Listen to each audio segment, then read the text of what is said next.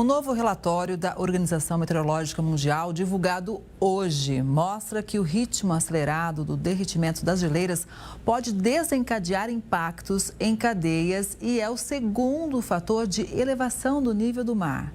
Além da elevação do nível dos oceanos, as consequências que podem ser sentidas no mundo todo são, por exemplo, risco de desabastecimento, aumento de riscos naturais, como inundações. O documento mostra ainda que em 5 dos últimos 6 anos houve recorde de derretimento. Essa situação, claro, é muito preocupante. Então, quem chega aqui no Conexão é a Laila Masklowski, que é pesquisadora do Núcleo Avançado de Transição Energética da FGV Direito Rio. Boa tarde, seja muito bem-vinda. Boa tarde, Kelly. Olha, o ritmo, de derretimento é muito acelerado. Se isso continuar, onde é que vai parar, né? Pois é, Kelly.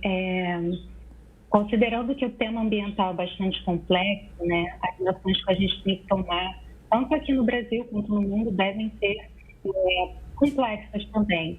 E demandam tanto da sociedade quanto do poder público medidas, né, de combate a essas alterações, né, e aos desastres que podem advir dessas alterações climáticas, né, dessas mudanças climáticas que a gente vem sentindo, né. Então, assim, é fundamental que o governo ele institua políticas públicas fiscais, né, por meio da tributação verde, por meio de subsídios fiscais verdes, né, que regulamente mercados, como ocorreu recentemente por meio do mercado de carbono, e que promova, por exemplo, medidas de incentivo à produção de produtos com baixa emissão de carbono, como é o caso do hidrogênio verde. Então, assim, esse tipo de medida, né, e sobretudo a ação conjunta da comunidade, né, da sociedade e do mercado, né, podem mitigar todos esses efeitos negativos, né, das mudanças climáticas, né. Laila, mas de uma forma geral, né, os países estão adotando essas ações, né? O Brasil mesmo tem incentivado ações com crédito de carbono, enfim, mas é necessário que realmente, inclusive, os grandes poluidores mudem, né, as suas atitudes perante o planeta. Na sua avaliação, a gente está fazendo o suficiente? Os países estão adotando essas medidas ou ainda falta muito? Bom, os países têm adotado medidas.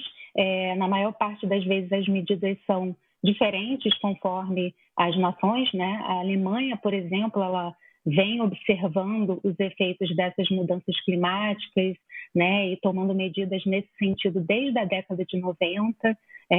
O Brasil ele tem trabalhado muito recentemente, né, por meio do governo federal e até mesmo, por exemplo, por meio do Fundo, né, do Clima, né, e do BNDES, né, tem trabalhado muito no sentido de acelerar, né, uma transição energética e concretizar medidas em prol dessas alterações climáticas. E a gente vai até discutir sobre isso, né, na COP30 que se aproxima aí no Pará. Então, parece, né, que o mundo, né, que as nações estão conscientes com relação ao que vem ocorrendo, né, por exemplo, como a gente viu nas geleiras. Exato, acho que essa COP ela é fundamental, né? Ainda mais por ser aqui no Brasil, né? E quando a gente acompanha esses dados, né, desse avanço tão rápido, os impactos que acontecem na prática e os impactos que ainda podem surgir, não é verdade? Esse também é um grande temor e um grande alerta, né? Exato. No caso do derretimento das geleiras, a gente vê aí no relatório que você mencionou que um efeito que a gente vai sentir, né, vai ser com relação ao aumento das marés, né? E, além disso, a gente pode sentir N outros efeitos negativos aqui no Brasil, né? Então, a gente precisa, enquanto sociedade e o governo federal, municipal, estadual, a gente precisa seguir numa linha de mitigar todo e qualquer tipo de efeito negativo com relação à mudança climática. Quando a gente fala em aumento do nível dos oceanos, né, sempre vem aquele ponto de que comunidades litorâneas podem desaparecer com o mar avançando, né?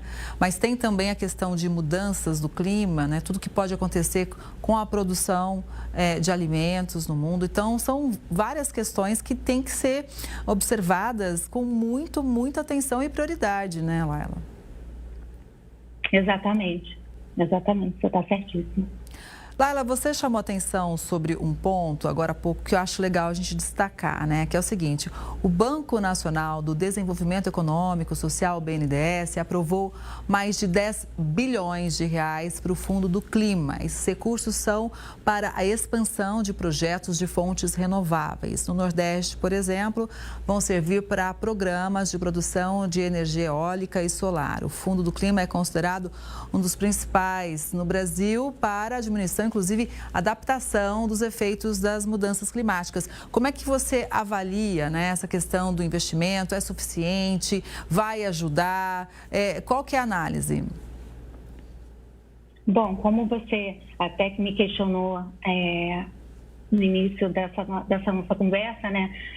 As pesquisas internacionais, né, com base aí no que os países vêm fazendo, elas mostram que esse tipo de medida, né, ou seja, o financiamento governamental com relação a fontes renováveis, que é para onde, né, o BNDES vai dirigir esse financiamento, ele deve vir acompanhado de N outras ações governamentais, né? A título de exemplo, ações governamentais integradas entre todos os entes federativos, ou seja, não só a União Federal deve tomar medidas para mitigar os efeitos das mudanças climáticas, como também os estados e os municípios, né? Devem ser observadas também, estruturadas políticas fiscais com uma tributação verde, subsídios verdes, né, que dirijam o mercado em prol desse objetivo climático. Também a gente deve olhar os mercados regulados, como o mercado de carbono, e também incentivar, né, a produção de produtos com baixa emissão de carbono. Então, as ações devem ser integradas, né, e o tema é complexo. Então, o financiamento, obviamente, pelo BNDES é sensacional, mas esse tipo de medida precisa ser acompanhado de outras N ações. E, como eu gosto de reforçar, até mesmo parte da sociedade do mercado. Exato, né? Todo mundo faz parte, né?